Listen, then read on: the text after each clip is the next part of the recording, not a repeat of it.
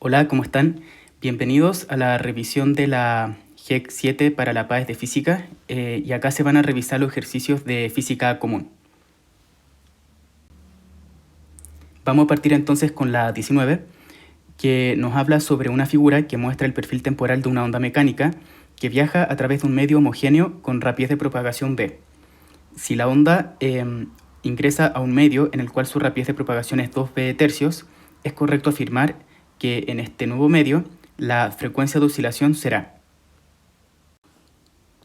Entonces aquí nos están preguntando sobre la frecuencia en el medio 2.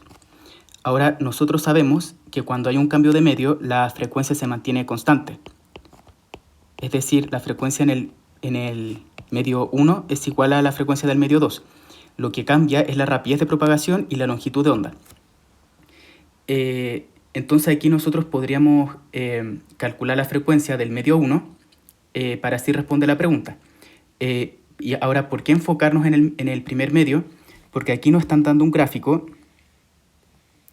que justamente nos permite calcular la frecuencia en el primer medio. De hecho, aquí podemos obtener el número de oscilaciones que ocurren en t mayúscula segundos, ¿cierto? Según esta t mayúscula que está aquí. Aquí, por ejemplo, ocurre una oscilación. Luego ocurre una segunda y finalmente una tercera. De acá entonces sacamos que en el medio 1 la onda tiene una frecuencia de lo siguiente. Acá tenemos 3 oscilaciones en t segundos, ¿cierto? Ahora, esto equivale a 3 partido en t por hertz, ¿cierto? Esto es una unidad de hertz. Recordemos que, para dejarlo más claro, un hertz equivale a 1 partido por segundo. Por lo tanto, aquí lo que hice fue solamente expresar este 1 partido por segundo en un hertz. Entonces, acá calculamos la frecuencia en el medio 1 y por lo tanto la frecuencia del medio 2. Por lo tanto, la alternativa correcta corresponde a la D. Después, en la pregunta 20, tenemos que en canto lírico se denomina soprano a la voz femenina de tono más alto, entre las que conforman el registro vocal humano. Mezzosoprano a las voces de tono medio y contralto a la voz de tono menor. Si las 3 cantantes, una soprano, una mezzosoprano y una contralto, cantan en un auditorio, cada una en su registro vocal, es correcto afirmar que... Bueno, antes de revisar las alternativas, nosotros podemos preliminarmente ordenar los datos que nos dan, asignarles un orden con respecto a la frecuencia. Recordemos que para el caso del sonido, el tono es una característica inherente al sonido que está directamente relacionado con la frecuencia. Es decir, mientras más alto sea el tono, mayor será la frecuencia de ese sonido. Y por otro lado, mientras menor sea el tono, la frecuencia va a ser entonces más baja. Dicho esto, nosotros podemos establecer que la frecuencia de una voz soprano va a ser mayor que la frecuencia de una persona que tiene una voz mezzosoprano, y esta a su vez va a ser mayor que una voz de contralto. Esa es la información que podemos obtener directamente a partir del enunciado. Por lo tanto, la alternativa correcta debiera estar relacionada con esto, no debiera incluir otras variables con las que no podríamos obtener conclusiones. La A dice entonces, el sonido emitido por la soprano es de mayor intensidad que el sonido emitido por la contralto. Aquí no nos especifican cuál de las 3 personas canta o entona la voz con mayor energía, porque con eso se asocia la intensidad, con la energía con la cual se emite la voz. Y acá no nos especifican sobre esta variable, por lo tanto no podemos corroborar que sea cierta. Luego la B dice que la onda del sonido emitido por la mezzosoprano es de menor amplitud que la onda del sonido emitido por la soprano. Aquí nuevamente nos introducen una variable que no se aborda en el enunciado. Aquí la amplitud también se relaciona con la energía con la que la persona canta. Y acá nos dicen que simplemente las tres personas cantan en el auditorio en su registro vocal. No nos dicen si una canta más fuerte que la otra o algo de ese estilo como para sacar conclusiones respecto a la amplitud o la intensidad. Por lo tanto, esta también se elimina. Después la C dice que la onda del sonido emitido por la contralto tiene menor longitud de onda que la onda del sonido emitido por la mezzosoprano. En este caso sería al revés. La onda del sonido, aquí si nosotros recordamos la fórmula de frecuencia igual a rapidez de propagación partido por longitud de onda, si acá ponemos en el mismo lugar la frecuencia con la longitud de onda, estas dos de aquí, vemos que son inversamente proporcionales, ¿cierto? Porque se vinculan entre sí a través de una multiplicación.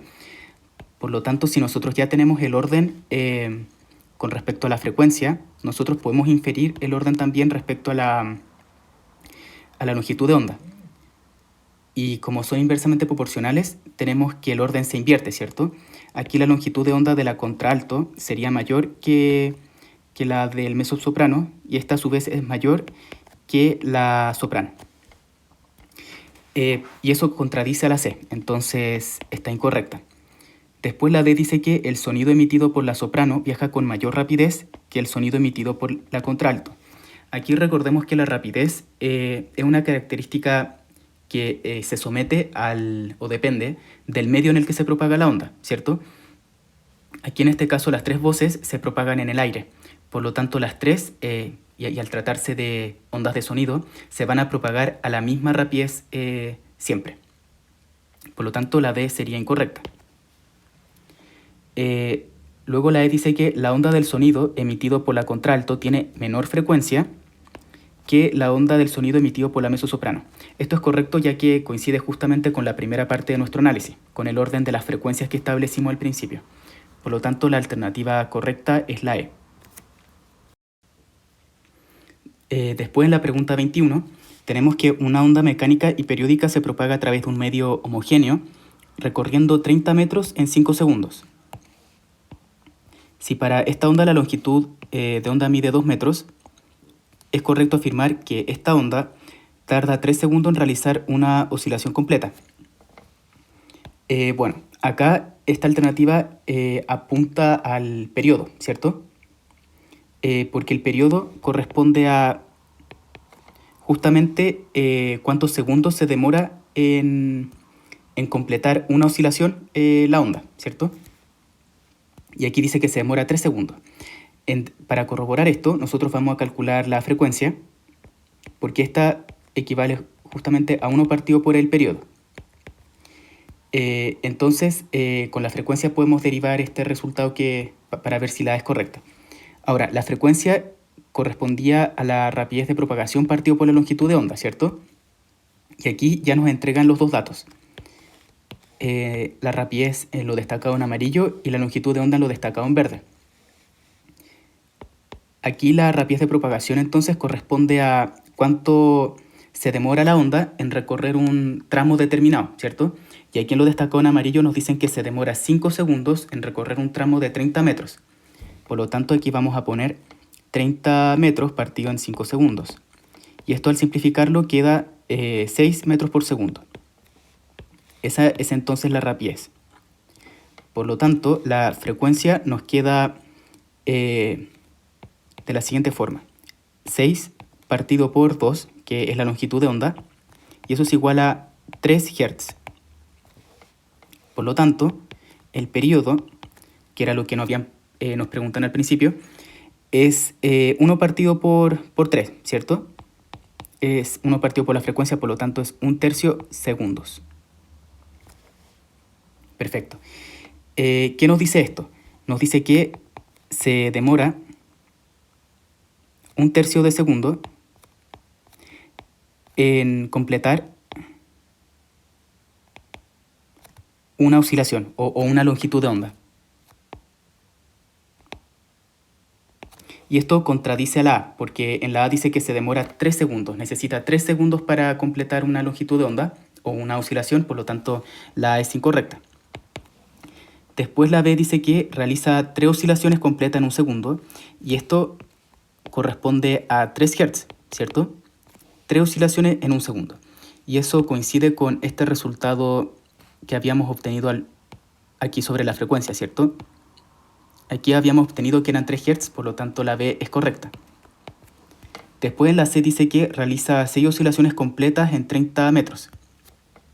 Esto podemos revisarlo con la longitud de onda. Si nosotros tenemos que una longitud de onda o una oscilación,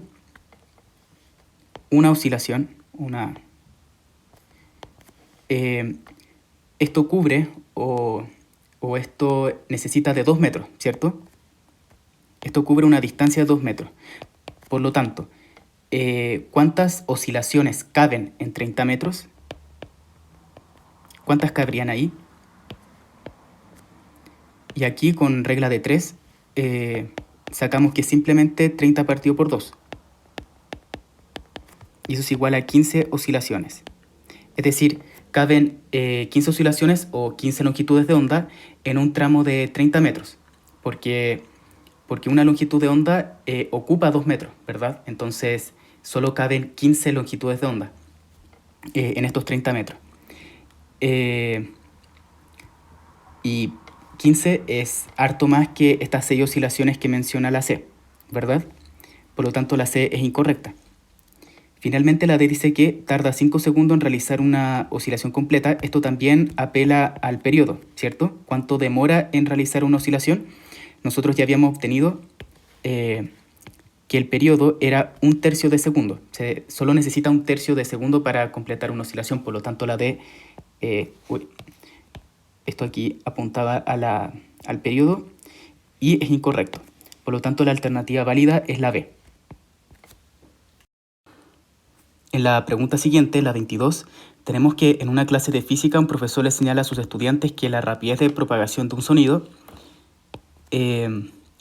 a través del aire dependerá de la temperatura que éste tenga. El profesor les presenta la siguiente ecuación que relaciona esta rapidez con la temperatura del aire, expresada en unidades del sistema internacional. Si los estudiantes deben corroborar que la expresión antes mencionada es cierta, entonces en el experimento que realicen, bueno, aquí nosotros podemos tener claro desde un comienzo cuáles serían las variables que estarían involucradas en el experimento. Aquí la idea entonces es que, como el profesor propone una relación de dependencia de la rapidez del sonido con respecto a la temperatura, entonces la idea es que el experimento corrobore si esta rapidez depende de la temperatura, ¿cierto? Aquí entonces la variable dependiente o el objeto de estudio sería la rapidez del sonido, ¿cierto? La rapidez del sonido en el aire. Mientras que la variable independiente, la variable que se va a ir manipulando durante el experimento, es la temperatura. Se va a ir modificando para ver si esto se traduce en un cambio de la rapidez del sonido, ¿cierto? Se va a ver si estos cambios en la temperatura afectan la rapidez del sonido y así corroborar esta relación de dependencia. Por lo tanto, cualquier otra variable que haya que no esté relacionada con estas dos debiera mantenerse controlada o constante durante el experimento con tal de no alterar los resultados que se puedan obtener. Entonces la alternativa correcta tiene que ser consistente con este razonamiento. La A dice que la intensidad del sonido emitido debe ser una variable independiente. Aquí la variable de la intensidad no se relaciona ni con la variable dependiente ni con la independiente que acabamos de establecer. Es una variable aparte. No la menciona tampoco el profesor en esta relación de dependencia. Por lo tanto, esta la descartamos. La intensidad debiera ser entonces una variable controlada, que no altere el experimento. Luego la B dice que la longitud de onda del sonido emitido debe ser la variable dependiente. Esto es falso, ya que la variable dependiente, como dijimos antes, tiene que ser la rapidez del sonido en el aire, ya que se quiere ver si esta depende de la temperatura. Por lo tanto, esta es el objeto de estudio, lo que se va a medir, y en definitiva es lo que esta sería la variable dependiente. Después la C dice que la frecuencia de oscilación del sonido emitido debe ser una variable controlada. Esto es correcto, ya que la frecuencia de oscilación es una variable que no es ni independiente ni dependiente, ¿cierto? El experimento no se enfoca en la frecuencia, por lo tanto, lo ideal es que se mantenga intacta durante el experimento, con tal de no alterar los resultados que se puedan recopilar. Y esto justamente coincide con la C, por lo tanto es correcta. Finalmente la D dice que la temperatura del aire donde se propague la onda sonora emitida debe ser una variable controlada. Y esto es falso porque si fuera así, entonces la temperatura del aire siempre tendría que mantenerse constante, ¿cierto? Sin embargo, esto nos impide ver si la temperatura influye sobre la rapidez del sonido, ¿cierto? Si siempre mantenemos la temperatura constante, ¿cómo podemos saber si el sonido va a ser afectado por la temperatura? Tenemos que necesariamente ir manipulando, no sé aquí por qué puse un cheque, una cruz, tenemos que ir obligatoriamente manipulando la temperatura para ver si estos cambios, estas modificaciones afectan a su vez a la rapidez. Por lo tanto, la D es incorrecta y la alternativa válida o acertada es la C. Continuando con la 23, tenemos que se muestra cómo un rayo monocromático de luz incide perpendicular a un espejo plano y después se observa cómo este rayo incide sobre un espejo cóncavo y uno convexo, en ambos casos en forma paralela al eje óptico y sus respectivas reflexiones. Considerando que F representa el foco de los espejos indicados, ¿en cuál de los tres casos se cumple la ley de la reflexión de las ondas? Bueno, aquí podemos recordar que esta ley establece que cuando una onda, en este caso la luz por ejemplo, choca contra una superficie, entonces al reflejarse va a formar el mismo ángulo incidente con respecto a la normal o a una línea que es perpendicular a la superficie. En este caso, si se forma un ángulo alfa, este sería el ángulo incidente y la onda va hacia allá. Entonces, este otro ángulo, alfa prima, es igual a alfa. Esa sería la ley de la reflexión de ondas. Ambos ángulos, el incidente y el reflejado, tienen que ser iguales. Dicho esto, en el caso 1 se puede observar que se cumple de forma trivial, porque aquí, como el rayo que choca contra la superficie lo hace de forma perpendicular, entonces calza con la normal, ¿cierto? Con la línea azul, que también es perpendicular. Y aquí el ángulo de incidencia es 0 grados. Y el ángulo reflejado también es 0 grados. Ambos coinciden, por lo tanto la ley se cumple.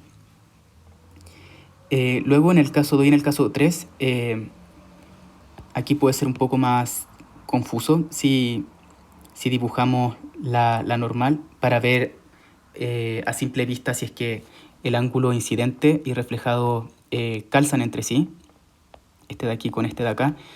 A priori se podría ver que sí, pero de todos modos podría ser un poco confuso. Así que otra forma de verlo, en este caso este sería alfa, alfa prima y alfa. Otra forma de verlo es recordar que el comportamiento de las ondas con espejos cóncavos y convexos también deben cumplir con esta ley de reflexión. Los espejos no son una excepción a esta regla. Por lo tanto, la idea sería recordar si es que estas figuras de acá coinciden con el comportamiento de ondas que son paralelas al eje óptico y que chocan con estos espejos. Aquí podemos ver que para el espejo cóncavo es correcto que al chocar contra este espejo la onda reflejada atraviese el foco, que pase por él. Eso es algo correcto que ocurre en la realidad y esto es consistente, esto respeta la ley de reflexión de las ondas. Por lo tanto, el caso 2 también es correcto. Y en la C, o sea, en el caso 3, también es correcto porque para un espejo convexo, un rayo paralelo al eje óptico, al reflejarse, va proyectarse desde el foco, es decir, no pasa por él. Sin embargo, al extender el origen, esta extensión de la onda va a pasar por el foco, es como si surgiera desde él. Y eso también respeta la ley de reflexión de las ondas. Por lo tanto, los tres casos son correctos. Los tres se someten o respetan la ley de reflexión de las ondas. Por lo tanto, la correcta es la E. Después, en la pregunta 24, nos dicen que, de acuerdo con el comportamiento de las 4 ondas sísmicas generadas en un sismo y el modelo estático de la Tierra, es correcto afirmar que las ondas sísmicas R y L se generan en el manto. Esto es falso debido a que las ondas de Love y Rayleigh son ondas superficiales. Y esto se llama así debido a que se producen en la superficie de la Tierra y se difunden a través de ella. Por lo tanto, la A es incorrecta. Luego la B dice que las ondas P y S siempre se generan en la corteza. Esto es falso, ya que existen casos donde se producen sismos a una mayor profundidad que la corteza, por ejemplo en el manto. Y cuando ocurren sismos en el manto, significa que también se producen ondas P y S asociados a este sismo en el manto también, ¿cierto? Al final en el manto se encuentra el hipocentro, donde se genera el sismo. Y por lo tanto, como hay casos que van más allá de la corteza, entonces la B es incorrecta. Después la C dice que las ondas S no pueden atravesar desde el manto al núcleo externo. Y esto es correcto debido a que las ondas S solo pueden difundirse a través de medios sólidos, y el núcleo externo es líquido, ¿cierto? Por lo tanto, no pueden traspasar del manto al núcleo externo por ese impedimento que tienen las ondas S. Por lo tanto, la C es correcta. Luego la D dice que las ondas P no pueden atravesar desde el manto al núcleo externo, y esto es falso debido a que las ondas P no cuentan con esa limitación de las ondas S, por lo que pueden difundirse a través de cualquier medio, ya sea sólido o líquido. Por lo tanto, pueden pasar desde el manto hasta el núcleo externo. Finalmente, la E dice que las ondas S no pueden atravesar desde la corteza al manto, y esto es falso. Las ondas S sí pueden pasar entre estos dos medios, ya que ninguno de ellos es líquido. Ahí, como se dijo antes, el principal impedimento de las ondas S es transmitirse en el núcleo externo, porque este sería líquido. Dicho esto, la alternativa válida corresponde a la C. Posteriormente, en la 25, nos dicen que la Luna es el único satélite natural que orbita alrededor de la Tierra. Si se considera que la masa de la Luna es m, entonces la masa de la Tierra es aproximadamente 81 m. Si la Tierra ejerce una fuerza de atracción sobre la Luna de magnitud F, es correcto afirmar que la Luna ejercerá sobre la Tierra una fuerza D. Magnitud F, pues se debe cumplir la tercera ley de Newton, y esto es verdadero. Debido a que la tercera ley de Newton aborda el principio de acción y reacción. Y para el caso de la Tierra y la Luna que nos mencionan, esto se traduce en que si aquí tenemos la Tierra, por ejemplo, y aquí tenemos la Luna, tenemos que la Tierra ejerce unas fuerzas de gravedad sobre la Luna de F mayúscula en esta dirección, ¿cierto? En el fondo la Tierra atrae la Luna hacia él. Y como consecuencia de esto, la Luna reacciona y genera una fuerza de la misma magnitud, pero en sentido contrario, para la Tierra y para que vaya hacia la Luna. Entonces es de la misma magnitud, pero en sentido contrario. Y eso se debe como se dijo antes, a la tercera ley de Newton, que aborda el principio de acción y reacción. Cuando un cuerpo ejerce una fuerza sobre otro, como consecuencia de esto, el segundo cuerpo reacciona aplicando la misma magnitud de la fuerza, pero en sentido contrario sobre el primer cuerpo. Por lo tanto, la alternativa válida es la A. Luego, continuando con la 26, tenemos un resorte de longitud L y constante elástica de valor K, Se une desde uno de sus extremos al techo de una habitación y en su extremo libre se cuelga un cuerpo de peso P. Entonces aquí tenemos estos dos datos, estos tres datos. Luego dice, cuando el estiramiento del resorte es 0,02 L mayúscula, el cuerpo colgado se encuentra en reposo. De acuerdo con la ley de Hooke, es correcto afirmar que el estiramiento que tiene el resorte depende... Bueno, aquí podemos vaticinar que quieren que veamos cómo sería la ley de Hooke. Entonces la vamos a escribir para tener claro qué variables están actuando. Dicen entonces que el estiramiento que tiene el resorte depende solo de la longitud inicial L de este. Bueno, aquí vemos que el estiramiento, es decir, delta L, depende de la constante K y también de la fuerza que se aplica sobre el resorte, ¿cierto? De la fuerza F, que en este caso sería el peso del cuerpo que está unido al resorte. Así que aquí voy a poner P. Perfecto. No depende entonces de la longitud inicial del resorte. Aquí no aparece L inicial por sí solo, sino que aparece el delta, es decir, la diferencia entre el largo inicial y el largo final, lo cual constituye el estiramiento del resorte. Por lo tanto, la A es falsa, no aparece L por sí sola en la expresión. Luego la B dice que solo de la constante elástica de valor K, y esto es falso ya que no solo depende de K, sino también de la fuerza que se aplica sobre el resorte, de P mayúscula, ¿cierto? Esta variable también está en la expresión, por lo tanto esta también influye sobre la deformación. Después la C dice que el estiramiento depende solo del peso del cuerpo que se cuelga desde su extremo libre, y esto es incorrecto ya que también depende de la constante elástica. La D dice que solo de la longitud inicial de este y de la constante elástica, esto es falso. Depende también de la fuerza y la longitud inicial L no aparece en la expresión, por lo tanto esta no debiera aparecer en la alternativa. Y finalmente la E dice que solo de la constante elástica de valor K y del peso P del cuerpo colgado. Y esto es verdadero porque esta última opción menciona tanto esta variable, la variable K, como la fuerza aplicada, que es P. Por lo tanto, la E sería la alternativa acertada para esta pregunta. Después, en la 27, nos dicen que la siguiente figura muestra tres cajas que cuelgan unidas por dos cuerdas C1 y C2. La cuerda C1 pasa a través de una polea.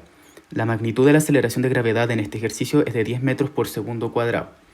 Considerando que las cuerdas y la polea son ideales y despreciando las fuerzas de roce, si la caja de 3 kilos de masa tiene una aceleración de 2 metros por segundo cuadrado, contraria al sentido de la aceleración de gravedad, ¿cuál es la magnitud de la fuerza neta sobre la caja de masa de 6 kilos? Bueno, aquí lo que nos preguntan es la fuerza neta que actúa sobre el cuerpo 6, que lo voy a poner de esta manera. Y el dato que nos dan es que el cuerpo de 3 kilos acelera con 2 metros por segundo cuadrado en sentido contrario a la aceleración de gravedad. Entonces, si la aceleración de gravedad apunta hacia abajo, entonces la aceleración que experimenta el cuerpo de 3 kilos apunta hacia arriba, ¿cierto? Por lo tanto, va en este sentido. Ahora, como nosotros tenemos tres cuerpos que están conectados entre sí con cuerdas ideales, es decir, que estas cuerdas siempre mantienen sus dimensiones, no se estiran, no se deforman, no se rompen, por lo tanto, estos tres cuerpos se mueven de manera como un todo. Entonces, para que estas cuerdas no se rompan, los tres cuerpos tienen que moverse entonces a la misma aceleración, ¿verdad? El cuerpo de 1 kilo también tiene que acelerar con 2 metros por segundo cuadrado. Hacia arriba. Ahora, estos dos cuerpos a priori son sometidos por su propio peso y deberían moverse hacia abajo, ¿cierto? Pero si estos van subiendo, significa que hay una fuerza, que en este caso viene de la tensión, de la tensión de acá, que apunta hacia arriba y que los tira hacia arriba, ¿cierto? Y esa fuerza, ¿de dónde puede provenir? Justamente del cuerpo de 6 kilos. Y para que este cuerpo de 6 kilos tire de los cuerpos de 1 y 3 kilos, entonces el cuerpo de 6 kilos tiene que tener una fuerza, que es su peso, que apunta hacia abajo. Y esta fuerza tiene que someter a este cuerpo de 6 kilos a una aceleración también de 2 metros por segundo cuadrado, ya que, como se dijo antes, para que las cuerdas no se rompan y para que el sistema se mantenga unido entre sí, los tres cuerpos tienen que moverse a la misma aceleración, como un todo. Y por eso podemos decir que este movimiento, la aceleración que tiene esta forma, como si estuviera girando hacia la izquierda, va a tener un signo determinado, un signo positivo, por ejemplo, y eso indica que los tres cuerpos se podría decir que van en el mismo sentido, por así decirlo. A pesar de que el cuerpo de 1 y 3 kilos suben y el cuerpo de 6 kilos baja, en el fondo el movimiento de subir del cuerpo de 1 y 3 kilos es consistente con el movimiento hacia abajo del cuerpo de 6 kilos. En el fondo, si yo tiro del cuerpo de 6 hacia abajo, eso implica que los otros dos van a subir. Esa es la consecuencia directa de esto. Eso da muestra de una consistencia, ¿verdad? Por el contrario, si los cuerpos de 1 y 3 kilos bajan, en este caso lo voy a poner con otro color para que se note, si estos bajan, eso implica que el cuerpo de 6 kilos va a tener que subir, ¿verdad? No puede ir abajo también, porque en ese caso la cuerda 1, por ejemplo, se rompería, ¿cierto? Ahí entonces, si estos dos bajan, eso significa que la fuerza se va a comportar de esta manera y el cuerpo de 6 kilos va a tener que subir para respetar esta consistencia del movimiento entre los tres cuerpos, ¿verdad? Y para que, como dije antes, ninguna de las cuerdas se rompa al final. Ese es otro comportamiento de la fuerza, y en este caso va a tener otro signo, que va a ser negativo, por ejemplo.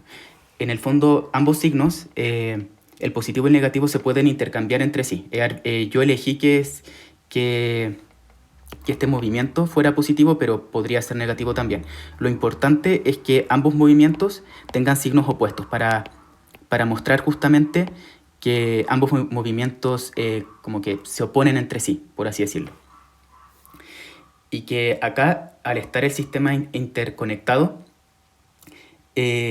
los tres cuerpos o todos los cuerpos que compongan dicho sistema tienen que someterse a uno de estos dos movimientos, a este de acá, que tiene signo positivo, o al otro que tenga signo negativo, pero no que haya una mezcla entre ambos, sino que se sometan a uno de los dos.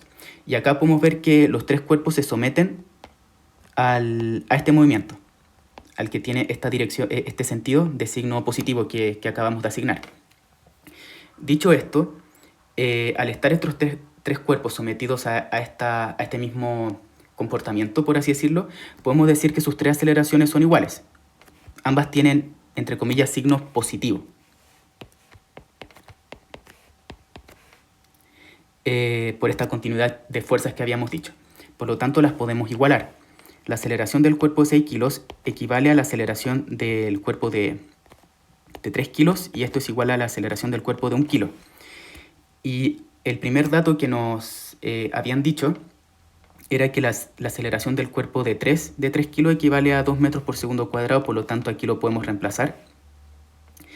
Y aquí nos preguntaban sobre la fuerza neta que actúa sobre el cuerpo de 6 kilos, ¿cierto?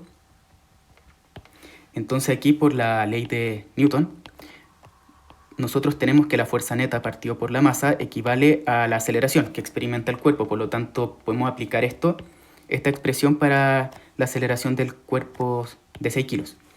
Esto equivale a la fuerza neta que actúa sobre este cuerpo partido por su masa.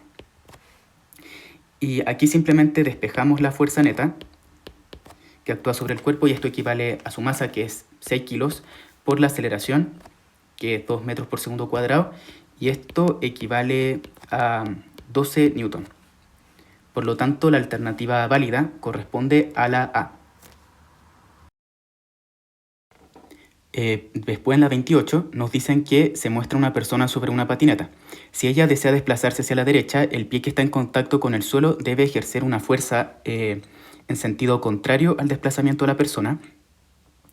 Y Y el hecho de que ejerza fuerza en este sentido se puede explicar con la primera ley de Newton.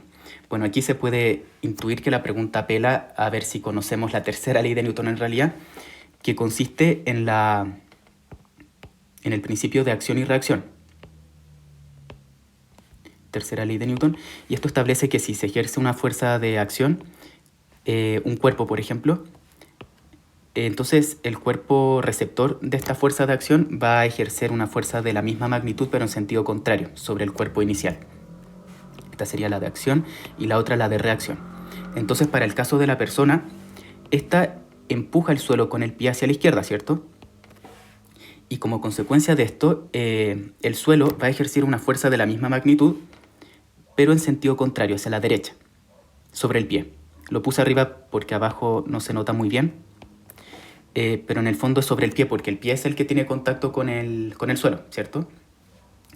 Y esta fuerza de reacción es la que impulsa a la niña a moverse hacia la derecha, ¿verdad? Entonces, esto se relaciona con la tercera ley de Newton. Por lo tanto, aquí podemos descartar todas las alternativas que mencionan otra ley, que no sea la tercera. Por ejemplo, la A, la B y la D. Luego la C dice que el pie que está en contacto con el suelo debe ejercer fuerza en sentido contrario al desplazamiento de la persona. Perfecto. En el fondo esto respeta el principio de acción y reacción.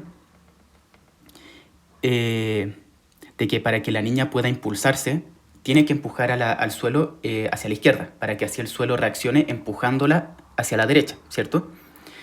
Y esto se puede explicar con la tercera ley de Newton, y esto es correcto. La C es verdadera en su totalidad, por lo tanto es la alternativa válida. Luego la E, que era la otra opción que nos quedaba, era que el pie que está en contacto con el suelo debe ejercer fuerza en igual sentido que el desplazamiento de la persona, y esto es falso, en sentido contrario para respetar el principio de acción y reacción. Por lo tanto, la alternativa válida que queda es la C. Continuando con la 29, tenemos a una persona que ejerce fuerza sobre una cuerda, que pasa a través de una polea y se une a una gran caja de masa M. Debido a la acción de la persona, la caja sube, con rapidez constante, a través del plano inclinado, y la situación planteada se muestra a continuación. Si se desprecian todas las fuerzas de roce, ¿cuál de los siguientes diagramas representa correctamente las fuerzas que actúan sobre la caja? Bueno, aquí lo ideal es que por nosotros mismos determinemos las fuerzas para así identificar directamente cuál sería la alternativa válida. Si las revisamos de una, podemos confundirnos con las flechas. Entonces, primero, la fuerza más fácil es el peso, ¿cierto? Que siempre apunta hacia abajo, el peso de la caja. Luego se encuentra la tensión, que apunta en la misma dirección y sentido que la cuerda, ¿cierto? Al final la cuerda es la que conduce esta fuerza que tira de la caja hacia el noroeste. Finalmente tenemos la normal, que ejerce la superficie sobre la caja y que es perpendicular a la superficie. Por lo tanto, apunta al noreste. Por lo tanto, esas serían las tres fuerzas que actuarían.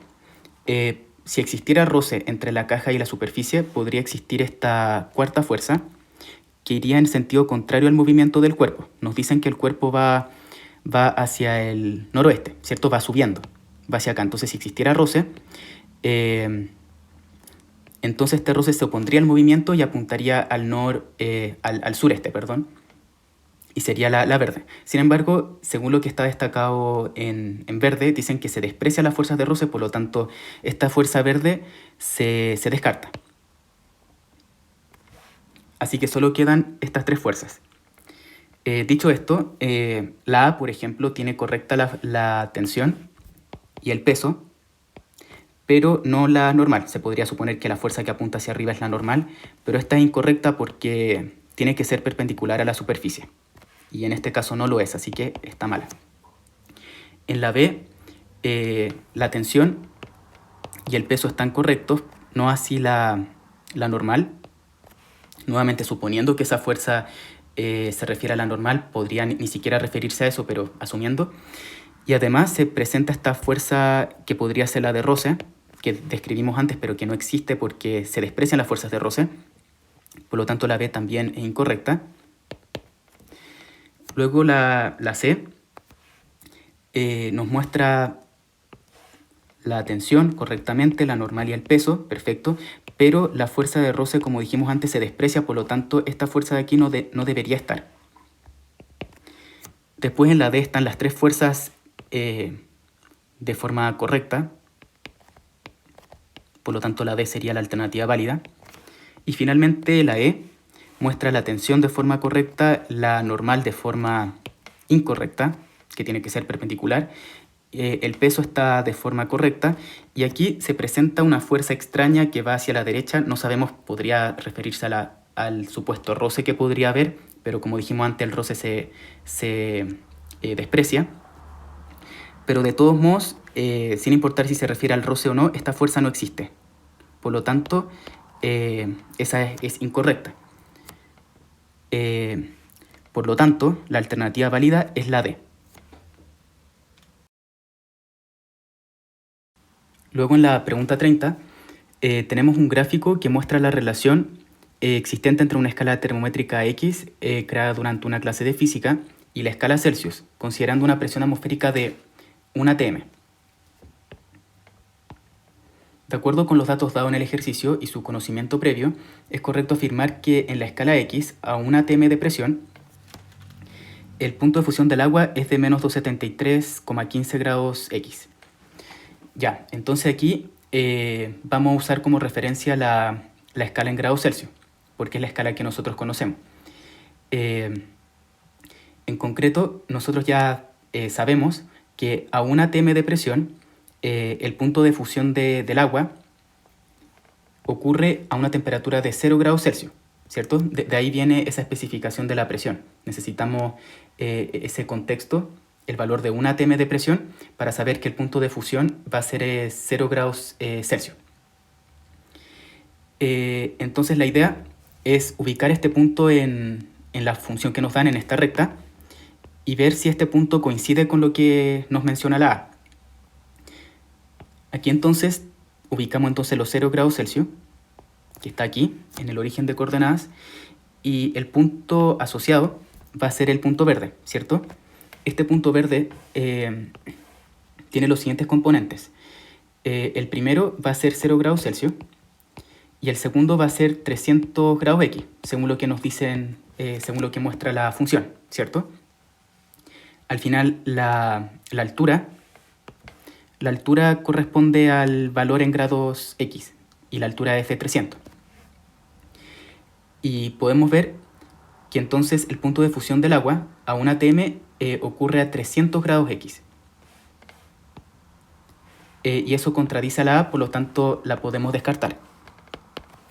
Luego en la B nos dicen que la temperatura mínima que se podría registrar es de menos 273,15 grados X. Bueno, aquí vamos a usar como referencia la escala en grados Celsius de nuevo. Y nosotros sabemos que en el punto de mínima temperatura ocurre en menos 273,15 grados Celsius, ¿cierto? Y eso corresponde también a 0 Kelvin. Ahora, nosotros sabemos que en este punto es el extremo, es el límite para ambas escalas termométricas, tanto para grados X como para grados Celsius.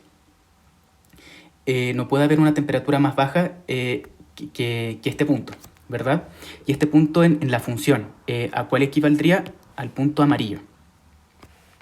Porque ahí tenemos que la temperatura en grados Celsius es de menos 273,15 y ahí vemos que la altura, es decir, el valor en grados X es 0, ¿cierto? Nos ubicamos justo encima del eje horizontal, por lo tanto la altura es 0 y entonces tenemos 0 grados X. El punto amarillo entonces define el límite de temperatura mínima que puede registrar la escala en grados X y la escala en grados Celsius, ¿cierto? No hay puntos con temperaturas más bajas. No se puede expandir, por ejemplo, la recta hacia esta dirección, ¿cierto? No hay puntos con temperaturas más bajas que el punto amarillo. Por lo tanto, este punto amarillo define la temperatura mínima para ambas escalas Y como dijimos antes, obtenemos que la temperatura más baja posible en la escala X es de 0, porque el punto amarillo tiene altura 0. Entonces la B la podemos descartar. Para que sea correcta, en vez de grados X tendría que decir grados Celsius. Luego la C dicen que el punto de ebullición del agua es de 300 grados X. Nuevamente nosotros sabemos que a una atm de presión, el punto de ebullición del agua ocurre a 0 grados Celsius, a 100 grados Celsius, perdón, y debería estar ubicado en esta región, por ejemplo en este punto. Aquí en 0 grados Celsius empieza a ebullir el agua. ¿Y eso en qué parte de la función se ubicaría? Bueno, aquí proyectamos este punto, se ubicaría más o menos por ahí, en este nuevo punto. Entonces, este punto equivale a 100 grados Celsius, una temperatura que obligatoriamente va a ser mayor a 300 grados X, ¿cierto? Según lo que observamos en el gráfico, como la pendiente es positiva, entonces la altura del punto verde necesariamente va a ser menor a la altura del punto rojo, ¿cierto? Porque la función va subiendo hacia la derecha, ¿verdad? Entonces, si en 0 grados Celsius la temperatura en grados X es de 300, si nos movemos más a la derecha, a 100 grados Celsius, la temperatura en grados X va a ser mayor que los 300 grados X. Aquí lo voy a poner. Y entonces, esto nos permite descartar la C. No es de 300 grados X, sino mayor, obligatoriamente mayor. Y además, esto como para zanjar, la idea no puede ser que el agua se funda a la misma temperatura que a la temperatura a la que bulle, ¿cierto? Necesariamente la temperatura de ebullición tiene que ser más alta que la temperatura de fusión. Entonces, si sacamos que la de fusión es de 300, la de ebullición tiene que ser necesariamente mayor a 300. Luego la D dice que la temperatura de ebullición del agua es de 273,15 grados X. Esta la descartamos por la misma razón que la C. Tiene que ser obligatoriamente mayor a 300 grados X.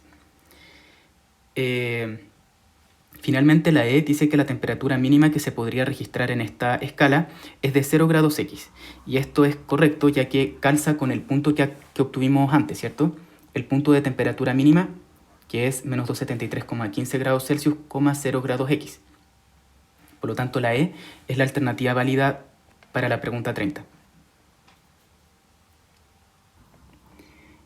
Luego en la 31 nos dan unos datos sobre el hierro. Y nos dicen que, de acuerdo con estos datos, a una atm de presión, para que 1 kilo de hierro pase de sólido a líquido, bueno, aquí primero nos dicen que es a una atm de presión y los datos de la tabla también se ubican en el contexto de una atm de presión, ¿cierto? Por lo tanto, esos datos los podemos usar. Y además, la pregunta se enfoca en el proceso de fundición del hierro, ¿cierto? Cuando pasa de sólido a líquido. Por lo tanto, no todos los datos nos sirven, ¿cierto? Solo nos sirven los datos asociados a la fundición del hierro. Por lo tanto, aquí lo que nos podría servir es el punto de fusión y el calor latente de fusión.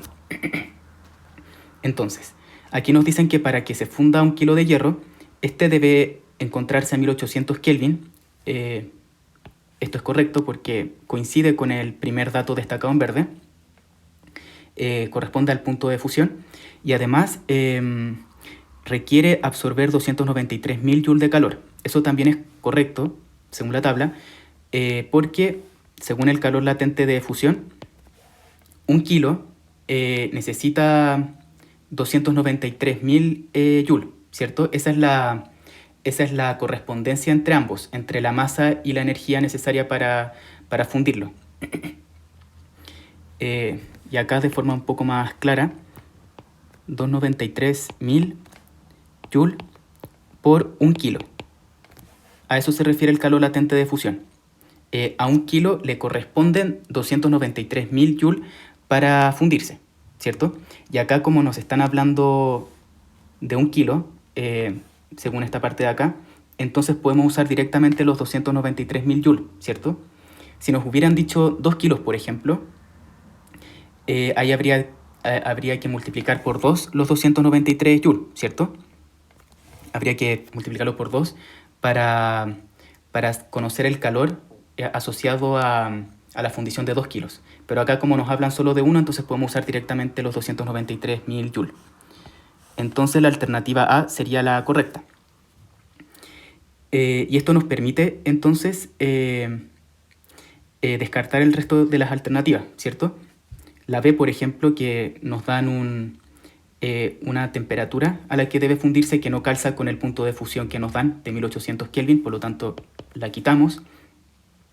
En la otra opción, ahí lo que no calza es el calor necesario para derretir el kilo. Aquí nos ponen 630.000, acá nos dan el valor del calor latente de vaporización, ¿cierto? Y ese es un dato que no va al caso aquí, porque acá el enfoque es en la fundición del hierro, no en cuando ebulle. En la D ocurre algo similar. Y en la E dicen que se necesitan absorber 293 joules de calor sin importar en qué temperatura se encuentra. Y aquí esto es falso porque se necesita conocer la temperatura a la que se encuentra el cuerpo para saber si calza con el punto de fusión. Al final, un cuerpo tiene, en este caso el hierro, tiene que encontrarse a una temperatura determinada, en este caso 1808 Kelvin, para empezar a fundirse. Y esto a 1 atm de presión. Una vez que se encuentra a 1808 Kelvin, al recibir calor, al recibir energía, se empezará a fundir. Entonces necesitamos ese dato de la temperatura. Un valor que sí es relevante, por lo tanto la E también la quitamos. Y la alternativa correcta es la A. Posteriormente, en la 32, contamos con 5 alambres de cobre de igual grosor y temperatura inicial. Perfecto. Tienen distinta longitud inicial. Cada uno se coloca por separado dentro de un horno y aumenta su temperatura en igual cantidad, sin cambiar de fase y registrándose la longitud final de cada uno de ellos. ¿Cuál de las siguientes preguntas de investigación podría resolverse con esta experiencia? Bueno, en este tipo de preguntas hay que tener claro, identificar qué variables están siendo usadas en el experimento, porque la pregunta de investigación, que es lo que nos piden, tiene que abordar justamente la relación de dependencia que pudiera existir entre la variable dependiente del experimento con respecto a la independiente. Entonces, primero vamos a identificar estas variables. La independiente es la que es manipulada o la que cambia en el experimento, ¿cierto? Que aquí podemos observar que se trata de lo destacado en verde, porque todos los alambres tienen distinta longitud. Entonces, esa es una variable que es modificada, no se mantiene constante. Por lo tanto, la longitud inicial sería la variable independiente. Luego, la dependiente es el objeto de estudio, es lo que se está midiendo, ¿verdad? Y esto corresponde a lo destacado en rojo, porque ahí dice justamente que se registra la longitud final de cada alambre. Entonces, L final sería la variable dependiente. Ahora, como aquí la dilatación, es decir, el largo final menos el largo inicial, esto es algo que se puede obtener ya que el largo inicial de antemano ya se conoce, es algo que los experimentadores ya definen de cada alambre. Es algo que ellos eligen qué valor va a tener cada alambre, cada largo, y por su parte el largo final es lo que se mide. Entonces, al conocer ambos valores luego del experimento, se puede obtener la dilatación, ¿cierto? Es decir, también se puede registrar o medir la dilatación que experimenta cada alambre. Por lo tanto, la dilatación se puede considerar también el objeto de estudio, lo que se mide, por extensión de largo final. Al final, al lograr medir el último largo que adquiere cada alambre, se puede obtener en consecuencia o se puede extraer la dilatación que experimenta cada alambre. Por lo tanto, ahí también lo vamos a poner como variable dependiente o como posible variable dependiente. Y por su parte, las variables controladas serían todas las que se mantienen intactas durante el experimento para no alterar los resultados. Al final no son el foco del experimento. Entonces allí estaría, por ejemplo, la temperatura inicial, el grosor, todo lo que está destacado en amarillo. La diferencia de temperatura. Y con eso ya tenemos todo listo.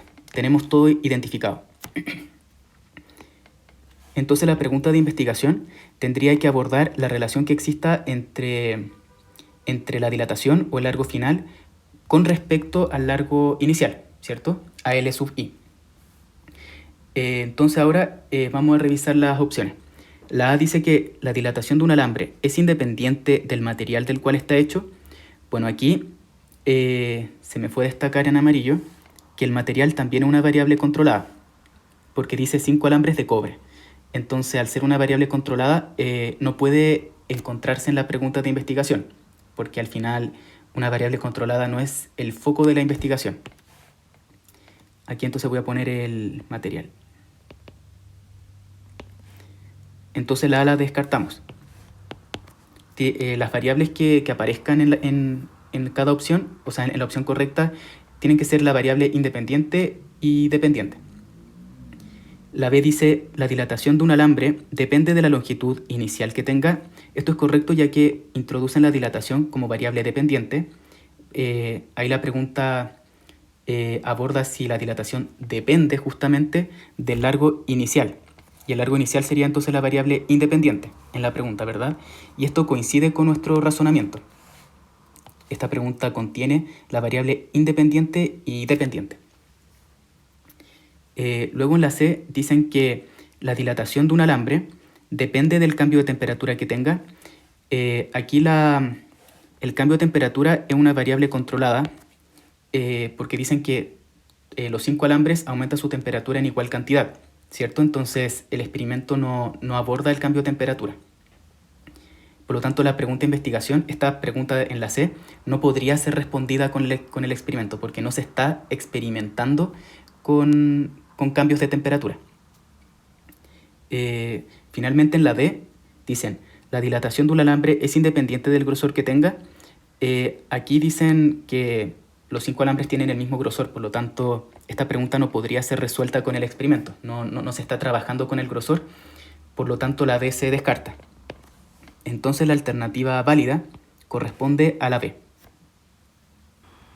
En la siguiente pregunta tenemos un contenedor aislante térmico ideal que contiene en su interior 2 litros de un líquido X, inicialmente a 283 Kelvin. Es importante destacar que los 2 litros corresponden a una masa de 3 kilos. En determinado instante se deja caer al interior del líquido una pequeña esfera de plomo de 0,04 kilos, cuyo calor específico es de 130 Joule partido en kilogramo Kelvin, y su temperatura inicial es de 323 Kelvin. Considerando que solo hubo traspaso de calor entre la esfera de plomo y el líquido X, y que alcanzaron el equilibrio térmico a 303 Kelvin, ¿cuánto calor absorbió el líquido hasta que se alcanzó el equilibrio térmico? Para explicar este ejercicio, vamos a usar una comparación cercana a la realidad. Imaginemos que una persona 1 le presta plata, 500 pesos, a una persona 2. Entonces aquí podemos decir que están fluyendo 500 pesos, ¿cierto?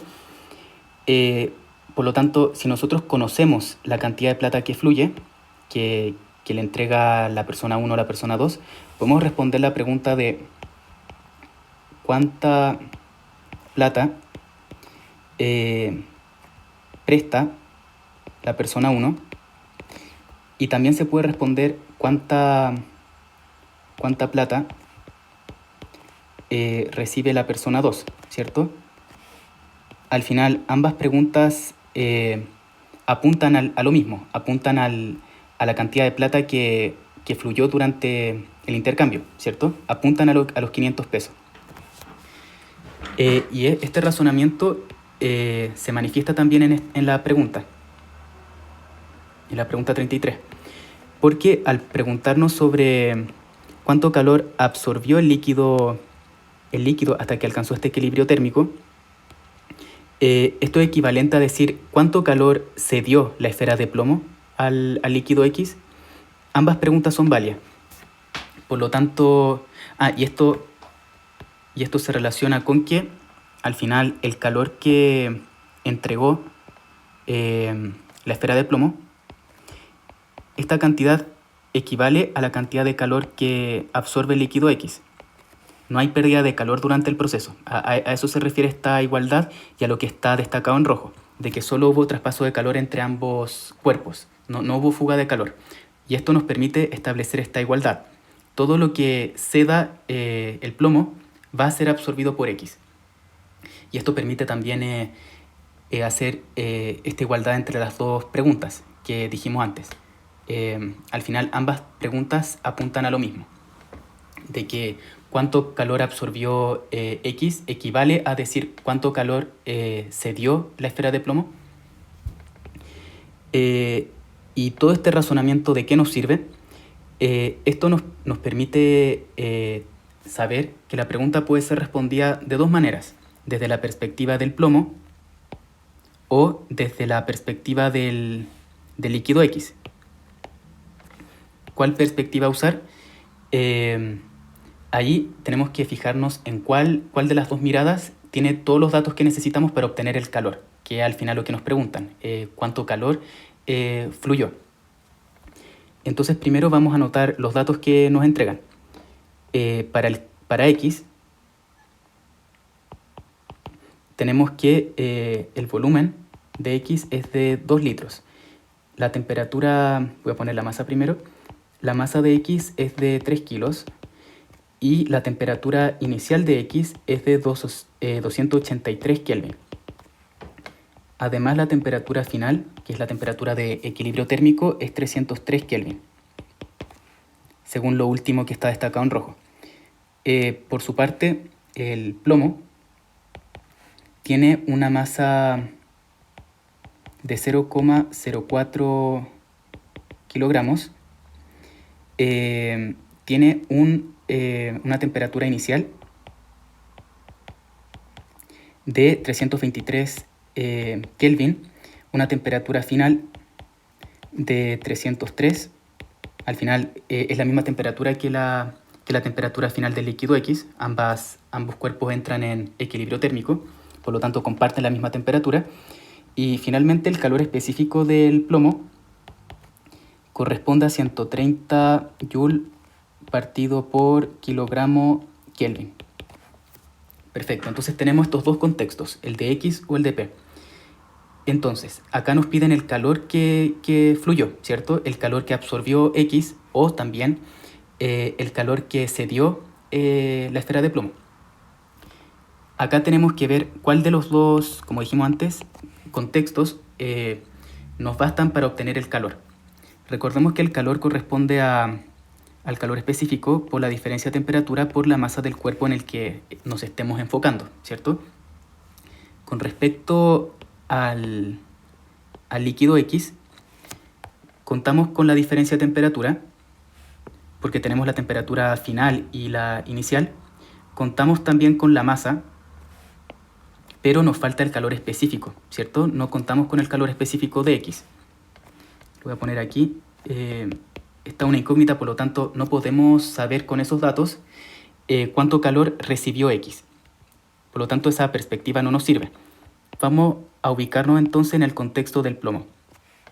Aquí tenemos la masa del plomo, tenemos la diferencia de temperatura, ya que tenemos la final y la inicial, y también tenemos el calor específico del plomo. Por lo tanto, este contexto nos da todos los datos necesarios para obtener el calor que entregó la esfera de plomo.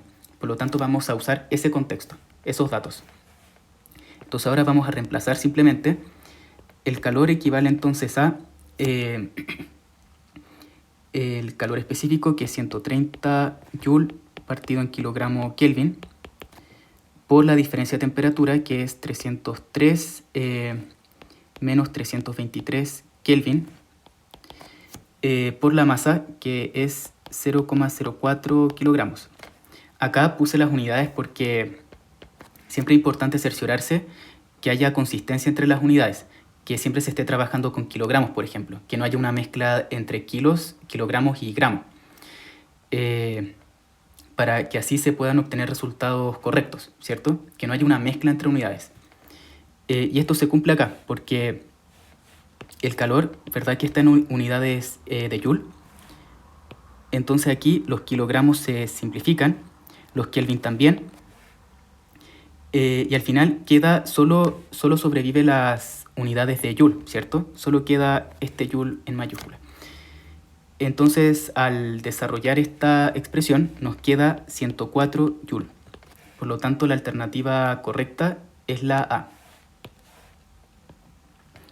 Otra manera más rápida de ver que haya consistencia entre las unidades es simplemente revisar toda esta columna de unidades, ¿cierto? Al final, en términos de masa, se está trabajando con kilogramos, en términos de temperatura se está trabajando con Kelvin, y con respecto a la energía se trabaja con Joule. Entonces ahí también se puede ver que hay una consistencia. Lo importante es siempre tener eso en cuenta para asegurarse de que los resultados sean consistentes. Y dicho esto, la alternativa correcta es de 104 Joule. Después, en la pregunta 34, tenemos que se realiza una comparación entre dos sismos, S1 y S2, que se produjeron en una misma localidad pero en distintos años, de los cuales se sabe que los daños materiales que produjo el sismo 1 en esa localidad son mayores a los que produjo S2 en la misma localidad.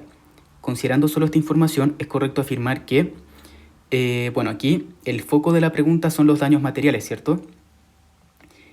Por lo tanto, esta pregunta se vincula con la intensidad de los sismos, ¿cierto? La intensidad, o también en la escala de Mercalli, es lo que mide las consecuencias, los efectos que tiene un sismo en asentamientos humanos. Por lo tanto, la alternativa correcta tiene que abordar justamente eso. No puede abordar otras cosas, otras variables que no tengan que ver. Dicho esto, se dice que el sismo 1 fue de mayor magnitud que el sismo 2. Aquí ocurre lo que habíamos dicho antes, se introduce una variable que no tiene que ver con lo que aborda la pregunta, que son los daños materiales. La magnitud se refiere más bien a la energía que libera un sismo. Y acá en ninguna parte nos dicen que la magnitud de S1 es mayor que la magnitud de S2, ¿cierto? Aquí solo nos mencionan sobre los daños materiales, de que S1 hizo un mayor daño en comparación a S2. Por lo tanto, la A no se puede verificar. Luego la B dice que S1 liberó igual cantidad de energía que el sismo S2. Aquí nuevamente apelan a la magnitud y eso es algo que no se aborda en la pregunta. En la C nos dicen que S2 fue de menor intensidad que S1. Eso es perfecto porque la intensidad se relaciona, como dijimos antes, con los daños materiales que tiene un sismo en asentamientos humanos. Y como S1 produjo mayor daño, según lo que nos dicen, entonces S1 tuvo una mayor intensidad en comparación a S2, por lo tanto la C es correcta.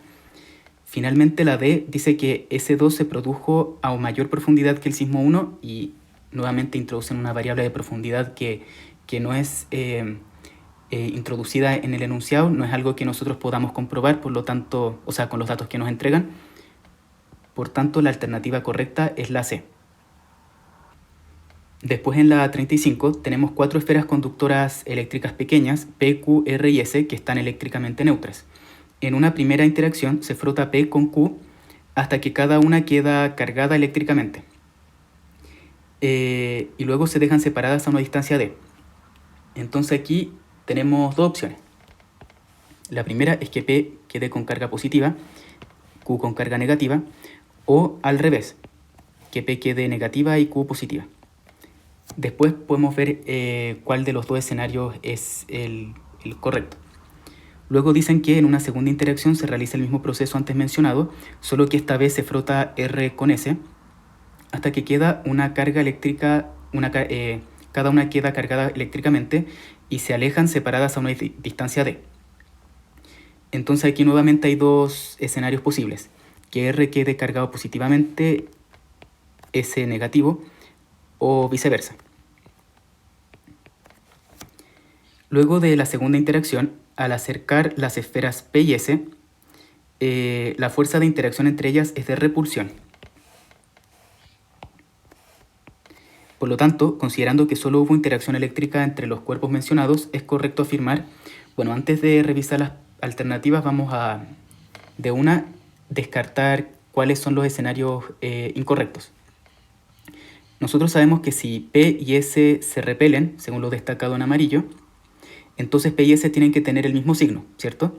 Entonces aquí un escenario válido tendría que ser este, en que P es negativo, Q positivo, y al mismo tiempo R es positivo y S negativo, para que así P y S se repelan. Otro escenario posible es al revés, que P sea positivo, Q negativo, y R negativo y S positivo, y así P y S se repelen también. Entonces, dicho esto, si Q se acerca a R, la fuerza de interacción entre ellas es de atracción. Perfecto, aquí vemos que sin importar el escenario en el que nos encontremos, el escenario celeste o el amarillo, siempre Q y R van a tener el mismo signo, ¿cierto? Negativo para el escenario celeste o positivo para el escenario amarillo. Siempre se van a repeler. Por lo tanto, al acercarse entre sí, se van a, como dije antes, se van a repeler. Por lo tanto, la A es incorrecta. Ahí la fuerza de interacción entre ellas no es de atracción, más bien de repulsión. Luego dicen, si R se acerca a S, la fuerza de interacción entre ellas es de atracción. Eso es correcto, ya que sin importar el escenario en el que nos encontremos, siempre van a tener distintos signos, ¿verdad? Por lo tanto van a atraerse. Luego la C dice, P se acerca a Q. Si P se acerca a Q, la fuerza de interacción entre ellas es de repulsión. Esto es falso, ya que sin importar el caso en el que nos encontremos, pues siempre van a tener signos opuestos, por lo tanto se van a atraer. Finalmente la D propone que si R se acerca a P, la fuerza de interacción entre ellas es de repulsión. Entonces, en este caso, es incorrecto, ya que sin importar el caso en el que nos ubiquemos, por ejemplo en el caso amarillo, R va a tener signo positivo y P signo negativo, ¿cierto? Entonces ambos se van a atraer. Mientras que en el escenario celeste, R va a ser negativo y P positivo, por lo tanto se van a atraer también. Tenemos la certeza de que siempre va a haber una fuerza de atracción entre ellos cuando se acerquen. Por lo tanto, esto permite descartar la última alternativa y la opción válida correspondería entonces a la B.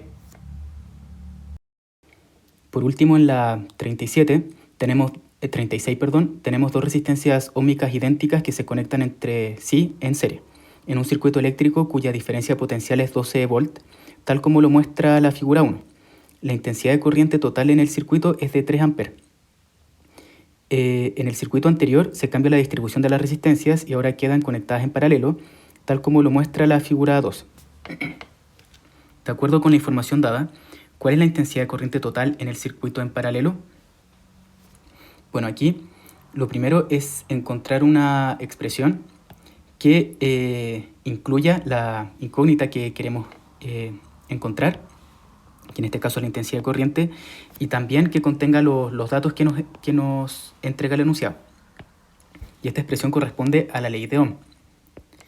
Esta equivale a la diferencia potencial, que es igual a la resistencia total por la intensidad de corriente.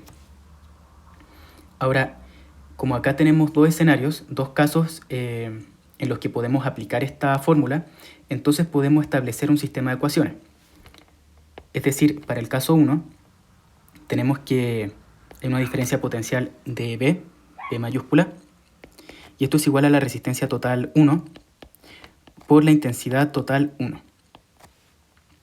Luego en el segundo circuito también está sometido a la misma diferencia potencial, por lo tanto ahí también pongo B corta mayúscula. Esto corresponde a R total 2 por I total 2. Perfecto.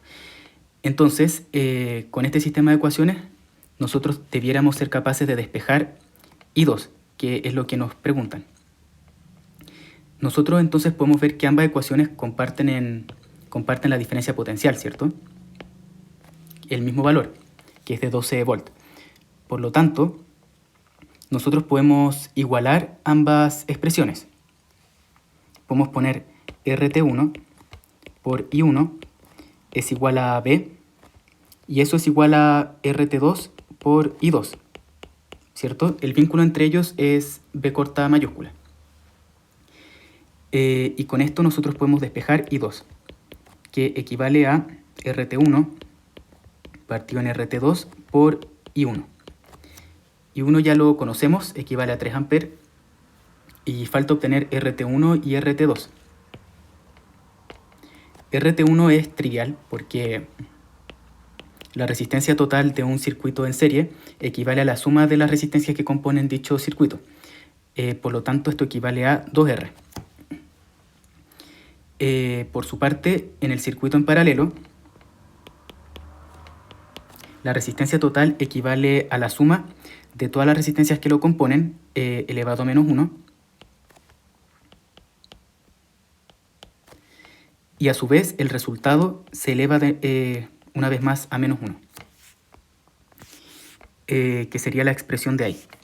Si desarrollamos esto, queda como 1 partido en R más 1 partido en R, elevado a menos 1, lo que equivale a 2 partido en R, elevado a menos 1, lo que queda en R medios. Eso correspondería a RT2. Por lo tanto, ya tenemos todas las variables para determinar I2, que es lo que queremos obtener. Esto lo voy a mover un poco aquí. Entonces, I2 equivale a RT1, que era 2R, partido por R medios, y eso por I1, que eran 3 amperes. Podemos simplificar las R mayúsculas y el 2 que está al fondo se da vuelta y al final pasa al numerador, por lo tanto queda 2 por 2 por 3. Y eso queda como 12 amperes. Por lo tanto, la alternativa correcta corresponde a la D. Con esto finaliza la revisión de los ejercicios de física común. Muchas gracias por ver el video y en caso de algún error o alguna recomendación para mejorar la resolución de los ejercicios, estamos totalmente abiertos a esto y estaríamos agradecidos si lo comparten en los comentarios del video. Muchas gracias y que tengan un buen día.